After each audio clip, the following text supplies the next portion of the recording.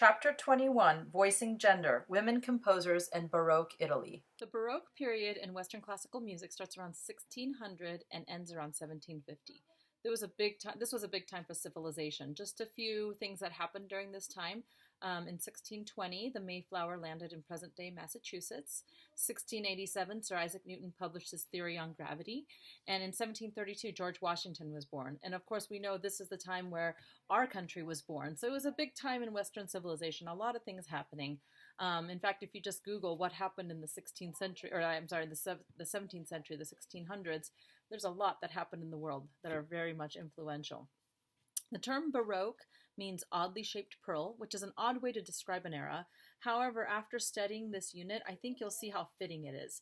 Music during this time was heavily ornamented, architecture was extravagant, and the life of the rich and the famous and the aristocratic were elaborate. Please take a moment to read the prelude chapter into Unit 3, Part 3. Sorry, I call it Unit because that's how the old book called it, of the textbook to get an idea of what was happening culturally during this time. Chapter 21 talks about the women in the Baroque era. Women in the Baroque era had very limited resources. Many were practicing music in religious capacities. As you recall, in the Middle Ages, Hildegard von Bingen was exactly that.